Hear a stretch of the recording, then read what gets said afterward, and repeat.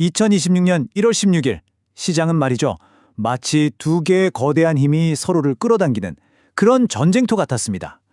오늘 이 시간에는 워싱턴에서 불어온 정책이라는 폭풍과 실리콘밸리의 AI라는 이 단단한 반석 사이에서 시장이 어떻게 움직였는지 그 속을 자세히 들여다보겠습니다. 네, 바로 이게 오늘의 핵심 질문이었습니다. 한쪽에서는 금리를 끌어올릴지 모른다는 정치적인 불안감이 시장을 짓누르고 다른 한쪽에서는 AI는 무조건 간다는 강력한 믿음이 시장을 위로 끌어올리고 정말 팽팽한 하루였죠. 자, 그래서 오늘 우리는 이 복잡한 시장을 한번 제대로 파헤쳐 볼 텐데요. 먼저 시장이 왜 이렇게 나뉘었는지 그 배경을 살펴보고 그 다음에 시장을 흔든 두 가지 힘, 바로 정치적 폭풍과 AI 열차에 대해 깊이 들어가 보겠습니다. 그리고 이 싸움에서 누가 웃고 누가 울었는지, 마지막으로 이런 시장에서 우리는 어떤 선택을 해야 할지 함께 고민해보는 시간을 갖겠습니다. 겉으로 보기엔 지수가 거의 움직이지 않아서 되게 잠잠해 보였거든요. 근데 그 수면 아래에서는 정말 어마어마한 전투가 벌어지고 있었던 거죠. 여기 표를 보시면 S&P 500이나 나스닥 같은 대형주 지수들은 거의 제자리 걸음이었어요. 그런데 진짜 이야기는 따로 있었습니다. 바로 중소형주 중심의 러셀 2000 지수. 이게 무려 11거래일 연속으로 대형주보다 더 좋은 성과를 냈다는 겁니다. 이게 뭘 의미하겠어요? 투자자들이 금리 인상 같은 큰 위험에는 좀 덜 민감한 작고 빠른 기업들로 돈을 옮기고 있다는 아주 강력한 신호였던 거죠. 그래서 핵심은 바로 이겁니다. 시장이 한쪽에서는 불확실성을 키우는 정치적 폭풍, 다른 한쪽에서는 계속 성장하는 AI 혁명이라는 아주 단단한 반석 사이에 딱 끼어버린 형국이었던 거죠. 하나는 단기적인 공포를, 다른 하나는 장기적인 희망을 상징한다고 볼 수 있겠네요. 자, 그럼 먼저 시장을 뒤흔들었던 첫 번째 힘, 바로 백악관에서 시작된 이 정치적 폭풍에 대해 좀 더 자세히 알아보겠습니다. 이 바람이 어떻게 채권 시장에 충격파를 던졌을까요? 이날 시장의 불안감은요, 트럼프 대통령의 딱 한마디에서 시작됐습니다. 자기 경제 고문인 케빈 해싯을 보면서 TV에 너무 잘 나와서 그 자리에 계속 있었으면 좋겠다, 뭐 이런 말을 했는데 월스트리트는 이걸 고지고대로 듣지 않았죠. 아, 저거 사실상 나가라는 소리구나, 이렇게 해석한 겁니다. 닐 두타 같은 전문가들은 바로 경고등을 켰습니다. 시장하고 친한 해싯 대신에 훨씬 더 매파적인 케빈 워시가 연준 의장이 될 수 있다는 분석이었죠. 여기서 매파라는 건 아시다시피 금리를 올려서라도 인플레이션을 잡겠다는 강경파를 의미하잖아요. 시장은 워시라는 인물이 바로 그런 사람이었다는 걸 똑똑히 기억하고 있었던 겁니다. 시장의 반응은 즉각적이었습니다. 10년물 국채금리가 순식간에 4.22%까지 치솟아 버렸어요. 이 금리가 경제 전반의 기준금리 같은 역할을 하잖아요. 그러니까 이게 오르면 기업들 돈 빌리기 힘들어지고 미래 이익의 가치가 떨어져서 주식시장엔 당연히 큰 압박이 될 수밖에 없죠. 게다가 설상가상으로 산업생산 지표까지 좋게 나오면서 금리 상승 압력을 더 키웠습니다. 근데 여기서 끝이 아니었습니다. 행정부에서 폭탄 선언 같은 정책을 하나 툭 던졌어요. 앞으로 AI 데이터 센터가 쓰는 막대한 전기는 니네 빅테크 기업들이 직접 돈 내서 발전소 지어라! 이런 식인 거죠. 이건 기술 기업들한테는 완전히 새로운 비용 부담이 생기는 거니까 불확실성이 더 커질 수밖에 없었죠. 자, 그런데 말이죠. 그렇게 정치적인 폭풍이 몰아치는 와중에도 아랑곳하지 않고 그냥 자기 갈 길을 가는 엄청난 힘이 또 하나 있었습니다. 네, 바로 멈출 수 없는 AI 혁명이라는 거대한 열차였죠. 마이크론에서 엄청난 뉴스가 터졌습니다. 이사회 멤버, 그것도 그냥 멤버가 아니라 반도체 업계의 살아있는 전설, 전 TSMC 회장이었던 마크 류가 자기 회사 주식을 무려 780만 달러어치나 산 겁니다.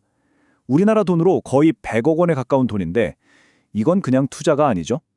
우리 회사의 미래, 그리고 이 메모리 칩 슈퍼사이클은 진짜다 라고 온몸으로 외친 거나 다름없었습니다.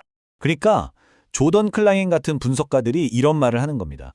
아니, 회사 내부 사정을 누구보다 잘 아는 거물이 저렇게 확신에 차서 주식을 사는데 누가 감히 여기서 주가 떨어진다고 돈을 걸겠냐?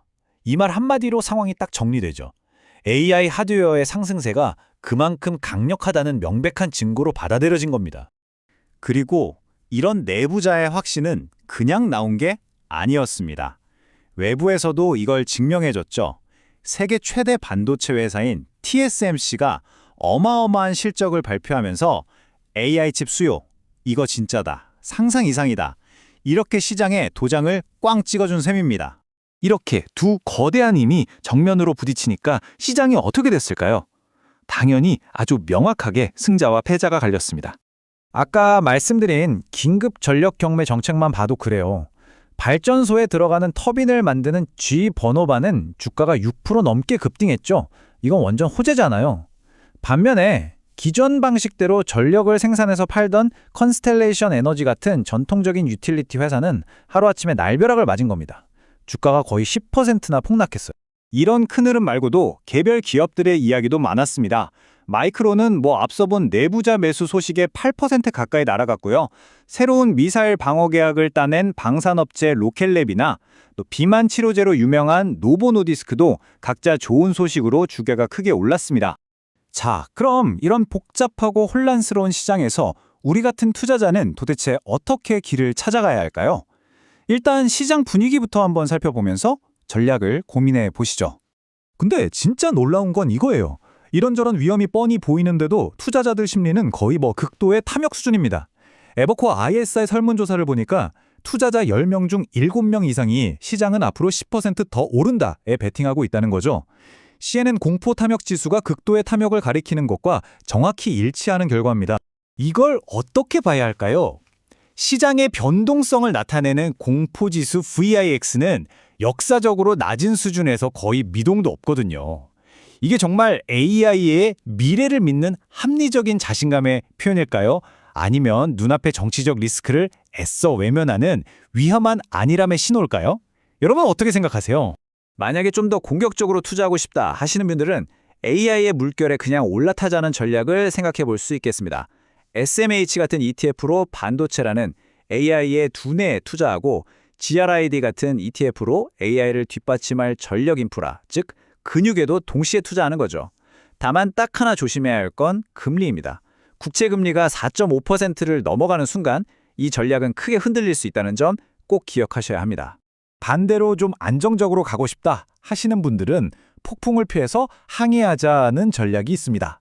금리에 민감한 대형 기술주 비중은 좀 줄이고 최근 강세를 보인 중소형주 ETF IWM으로 눈을 돌리거나 지정학적 불확실성이 커질 때 오히려 수혜를 볼 수 있는 방산주 ETF ITA 같은 걸로 위험을 분산하는 거죠. 물론 이 전략의 가장 큰 위험은 인플레이션이 다시 살아나서 시장 전체를 짓누르는 상황이겠죠. 결국 오늘 하루는 한편의 줄다리기 시합 같았습니다. 한쪽에서는 어디로 튈지 모르는 정책이라는 힘이, 다른 한쪽에서는 그 누구도 막을 수 없는 기술 발전이라는 거대한 힘이 팽팽하게 맞선 바로 현대 시장의 완벽한 축소판이었던 거죠. 시장의 긍정적인 면은 명확합니다. AI 혁신이라는 누구도 거스를 수 없는 강력한 장기 성장 엔진이 있다는 거죠. 반면에 부정적인 면은 하룻밤 사이에 모든 걸 바꿀 수 있는 정치적 불확실성이라는 시한폭탄입니다.